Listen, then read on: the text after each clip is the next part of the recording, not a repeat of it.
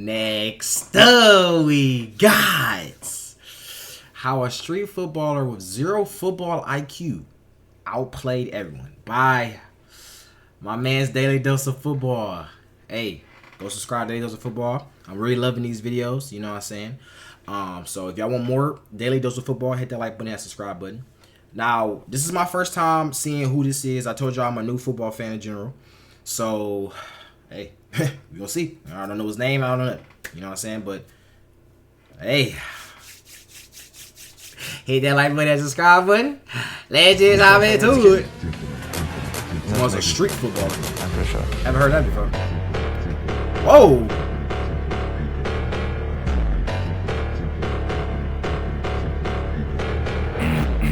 So, listen to this story. It was March of 2010. Queen's Park Rangers had only won 2 out of their last 16 matches, and now Neil Warnock had been handed the task of taking that same old squad without access to any new signings and somehow stop them from sinking any further down the table. If that sounds like an impossible mission, you're right. Dang. Warnock was the club's 7th manager in about a year and 5 months, but the day he met the players, something magical happened. As he told it himself, it was a rad hot day, and there's this kid with black woolen gloves on. I asked one of the guys in the staff who he was, and he goes, "That's taarabt. If I were you, I wouldn't go near him. He'll get you the sack. It's just a waste of space." But then I'm watching this kid and I've never seen anything like it. Sure, he keeps losing the ball, trying to nutmeg players in his own half, but I got this gut feeling. I just liked him straight away, that arrogance. So I pulled him to the side and told him, "Listen, Adel, next Saturday I'm gonna play you, and if you're poor, I'm gonna play you again the next game, and if you're poor then, I'm still gonna keep playing you because you are going to save us." Okay. All he did after that was tell all the other players that anyone who passed the ball to taarabt in their own half would get a £50 fine. About a year later, somehow, Queen's Park Rangers were top of the league, and taarabt, only 22 years old, had scored 19, assisted 21, all while playing from midfield, and the entire country had fallen in love with him. Wow. But why was everyone so afraid of him? Well, you see, taarabt was like a wild horse. In another decade, he'd be seen as a virtuoso, but now with every manager obsessing with turning every player into yet another robot, they tried to change him, and those who tried to tame him tended to get kicked in the face. It took 13 years before someone managed to get him under control. After all, why would he ever listen to what anyone had to say? He had learned everything he knew from the streets, and by the age of 17, he was already being called the next Zidane and getting compared to Ronaldinho. Come on, imagine, he only played for 3 minutes in the French league before his first club was bombarded with offers and pretty much forced to sell him. In fact, Arsenal were all over him, but as Adel dreamt of becoming Arsene Wenger's new protege, then Daniel Comolli, the scout who had introduced the two, moved to Tottenham and convinced him to join them instead. This was his first mistake. Sure, the club was delighted with his signing. Multiple staff members insisted that he was the most gifted teenager they ever saw, and after he came in on his debut with 3 minutes left on the clock and somehow shook things up enough to turn the score around, Martin Jol showered him with praise, saying he could be the next Ginola, that he was a wizard, that there wasn't a single talent like him in England. But taarabt, he wasn't doing too good. Despite all the praise, the club didn't really care to help him with his personal life, and meanwhile, he was an 18-year-old alone in a foreign country, just completely lost. As he said it himself years later, "The best advice I could give my younger self was to stay in France. There, everyone valued me, they protected me. In England, it was difficult. They sign you and then they leave you by yourself. I would train for 1 or 2 hours and then I ain't gonna lie, now I don't know the full, like, what is the most common way most people go through football. And what I mean by that is like how they grow up. They might grow up and then I don't know what time they go in. Because to say 18 years old, I was seeing like same with Messi. I think he was young. He was like 16 and he was like in the big clubs and stuff like that. Like I said, I'm a new football fan, so I don't know how it goes. So somebody can explain to me in the comments. But it's crazy how you can be 18 and, like I said, in a whole other country, not know nobody. You know what I'm saying? Yeah, you might be sweet at football, but at the same time, bro, this is real life. You know what I'm saying? A lot of things can affect you, especially if you don't know what's going on and you by yourself. You're like, bro, like, you know, it's so much, bro. So that's just crazy too. And on top of that, I know it was kind of before in the video, but they was talking about how they was basically hating on him. You know what I'm saying? You not gonna be good enough. Like, it's crazy how coaches can say that to you. You know what I'm saying? Coaches can be your biggest downfall, and they supposed to be the one coaching. They supposed to be the one helping you. Like, bro, by this is yourself. crazy. I would train for 1 or 2 hours and then I was alone, no supervision. I lost myself in London. It felt like I spent decades there. It was non-stop, just crazy. And it kept snowballing until Juan de Ramos arrived at the club and decided to give everyone the shock treatment, banning a bunch of players from first team training and then not even awarding them squad numbers. But though most of those players just left the club, Taarabt stayed and kept going, hoping that Ramos would change his mind, but he never did. And even if 1 year later Ramos got sacked, having lost the dressing room for good and led Tottenham to their worst ever start, then Redknapp took over, and as much as he kept promising him game time, those promises never came true, and once they were forced to part ways, Redknapp almost predicted the future. He's the kind of player that I'm always afraid to let go of, because I know he'll come back to haunt me one day. It was at this moment that Taarabt arrived at Queen's Park Rangers, but only a month later, a rough tackle midway through a training session sent him to the operating table, and his loan was cancelled.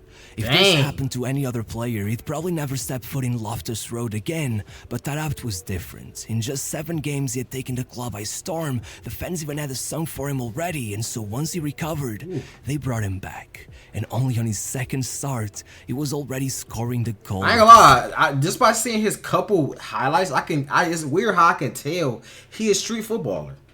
It's kind of weird, cause it's like, I don't know, maybe it's the way he run. It's like the way he play. I could just tell, like, he not like a, I don't know, what would you say, more like a formal player? Like, he just kind of, it's like he just, I don't know, it's weird. Am I the only one that think like that? Like, you just see how he run and, like, he was already scoring the goal of the dribble season. The ball. Regardless, every match was a roller with his coaster friends. with Taarabt. 50% of the time you got to... Regardless, every match was a roller coaster with Taarabt. 50% of the time you got a mesmerizing display, and the other 50 match was a start. He was already scoring the goal of the season. Regardless, every match was a roller coaster with Taarabt. 50% of the time you got a mesmerizing display, and the other 50% you got absolutely nothing. Even worse, he surely loved to run his mouth at every chance he got. He even went as far as saying that he wished he had joined Arsenal while he was still technically signed to Tottenham. Thankfully, it was right at that point that Warnock took over the team, otherwise who knows what else he would have said. But once those two met, it was love at first sight. It seemed that all Taarabt ever needed was someone who would have his back, and once he got it, suddenly that inconsistency was gone. 2 goals and 5 assists in their first 7 matches together, and by the end of the season, Taarabt was in the team of the year. And if a couple months earlier he was talking up a move to one of Spain's top 4, now he insisted that QPR felt like home and that he wanted to bring them to the Premier League. And when it comes to Warnock, well, he saw how well this whole stunt had turned out for him and decided to push it even further, securing Taarabt's permanent transfer for only £1 million, and then going against all common sense and naming the 22-year-old troublemaker as captain. When they asked him why, he claimed he would do anything to get an extra 10% out of him, but 10% turned out to be an understatement. 10 matches in, he was already on 13 goal contributions. In the match against Crystal Palace, he literally bullied Edgar Davids off the pitch. And by December, with Swansea trying to close the gap to the top of the table, Taarabt faced him and put down one of the best performances you'll ever see. 4-0, and he was there for every single goal. For the first, he dribbled between 4 players and laid off the pass. For the second, he won the penalty after another great run, and the other 2, well, he scored the first off of an impossible angle, and the second was just one of the greatest goals of all time. As the crowd at Loftus Road began to sing "Taarabt is too good for you," Warnock hands on his head in disbelief. Yeah, I ain't gonna lie. So I thought you were gonna put like more like, I thought it was gonna be like more of like a highlight video while explaining the story, but it's kind of like just a story, which is okay, you know what I'm saying. But me not knowing this player at all, I think I might need to see his highlights first and then come back to this video. You know what I'm saying? But I don't know how to say his name. Taarabt. I think it's Taarabt. You're not bad. I ain't gonna lie. Not bad. think taarabt is too good for you, Warnock had his hands on his head in disbelief. Got my respect. And it still would not stop there. Only a month later, another absurd performance. First, just your average taarabt goal, and then a 30-yard Trivela assist. Regardless, even with Warnock holding his hand, towards the end of the season he finally started losing it a little bit. First, he impulsively retired from international football by just quietly leaving the national team camp the moment he realized he would be on the bench for the next game. And then, it was just non-stop absurdity. Before their match against Burnley, taarabt comes up to Warnock looking stressed and asked him if he could get the week off so he could go back to France to see his cousin who was struggling for his life after being shot. Warnock obviously says yes, but then in the night before the game they find his passport laying on the dressing room floor, so obviously he had never left the country. So what does Warnock do? He gets someone to follow him in a car to make sure he doesn't even get any ideas of maybe missing the match as well. And once he arrives on game day, he looks at the coach and has the indecency to ask him, "How was your weekend?" So Warnock goes, "Awful, Adele, just awful. By the way, here's your passports." Flustered, staring at the thing. By the way, here's your passport. Here's your passports. Taarabt gets all flustered, staring at the thing, and Warnock tells him, "I don't even want to know what happened. Now, look at me. You're gonna go in there and you're gonna score a goal, or I'm gonna absolutely hammer you." 1 minute into the match, taarabt had damn! And they never. Bro, all the shots he make is like some.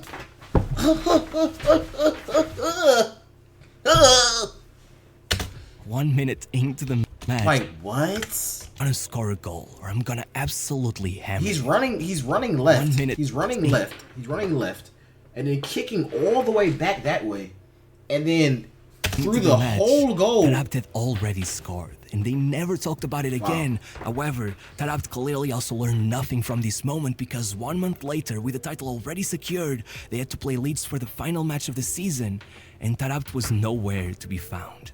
This time, he really was back in France with his family, and when Warnock called him in a panic, he told him that he had already won the club the league, that his job was done. The only problem, well, let me remind you that he was the captain. Who the hell was gonna lift the trophy if he wasn't even there?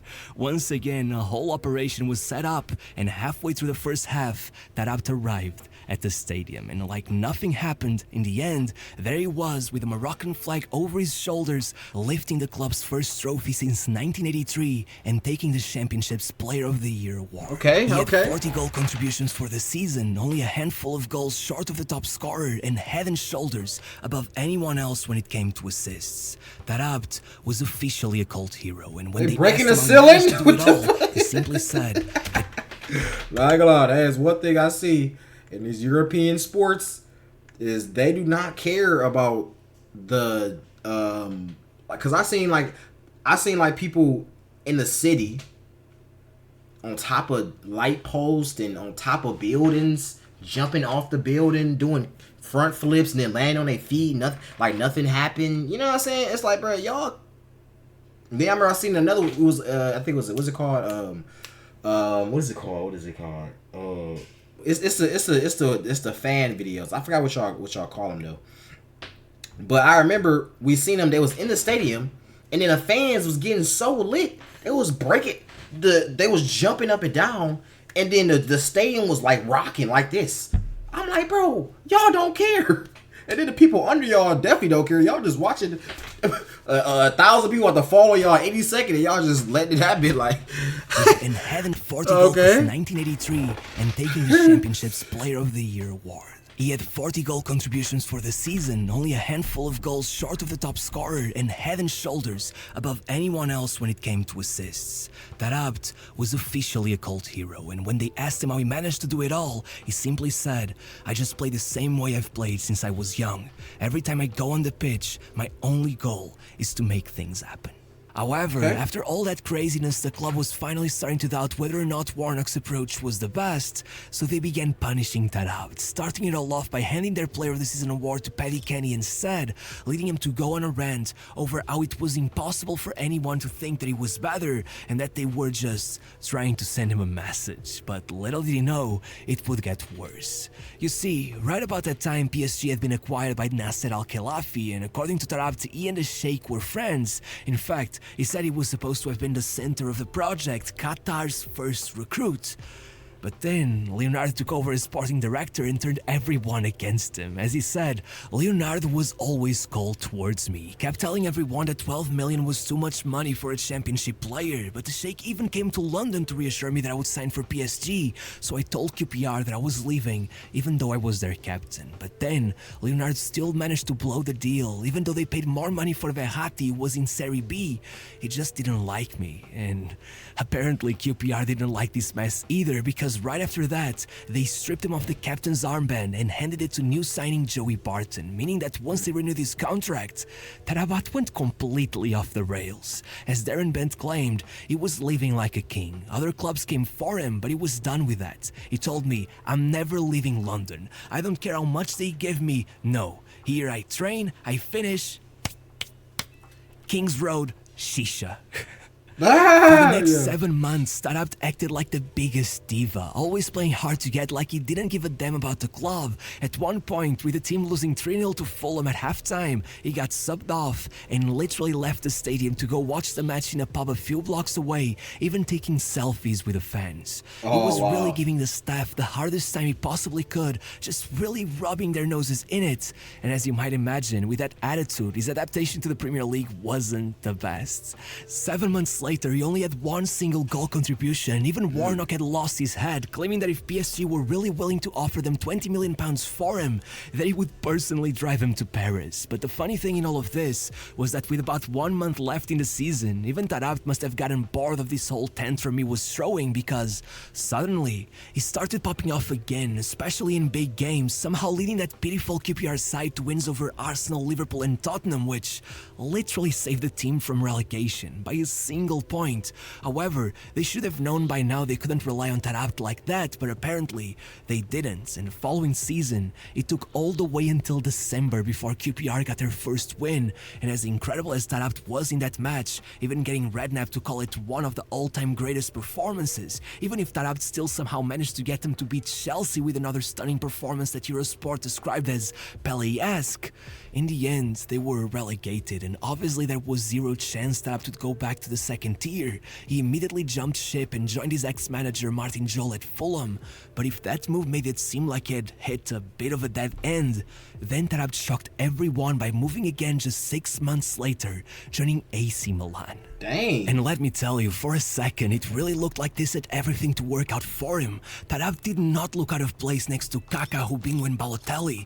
That was the team for him, and he really did convince everyone. But then, as he said it himself, we were on the verge of signing the contract, but then QPR began asking crazy things, and once Pippo Inzaghi arrived, he did not want to deal with that. So Taarabt was forced to move back to QPR, and to go from playing with all those stars to playing with Bobby Zamora was just... Wait.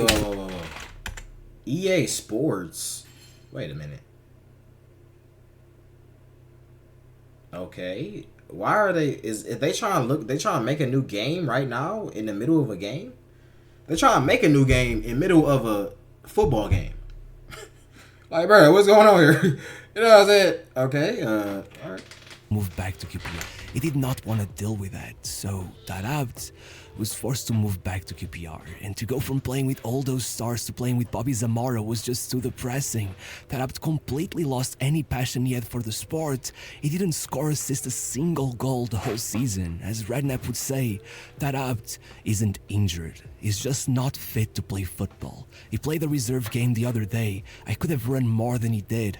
I can't pick a player like that. He's about 40 pounds overweight, but hey, keep collecting your 60,000 pounds a week, I guess. Oh. And of course, instead of owning up to it, Taarabt once again just started spraying shots in every direction, even posting a shirtless picture to prove that he wasn't overweight. But as you might imagine, after all of that, it finally happened. QPR terminated his contract. But don't get it wrong, this wasn't the end. Taarabt was still only 26 years old, so mere hours later, Benfica had signed him. This was the perfect opportunity to turn his career around, but still, Taarabt seemed determined to waste it. Only 1 month into the season, he was caught in a nightclub the night before a match. Before he had even debuted, Benfica were already thinking about selling him.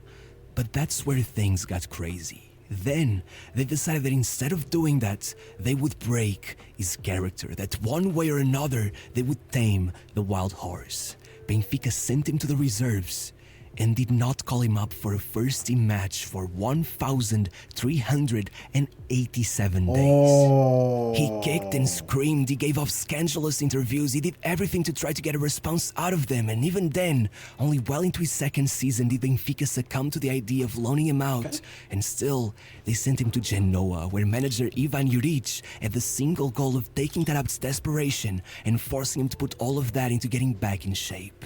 And so it seems like he was on probably like what 10 different clubs or 10 different teams within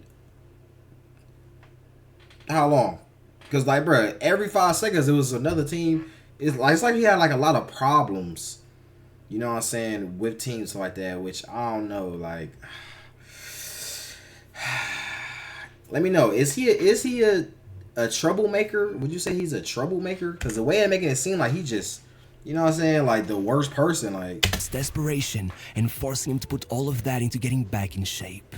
And a year and a half later, in what can only be described as shock treatment, Taarabt was 25 pounds lighter and a changed man.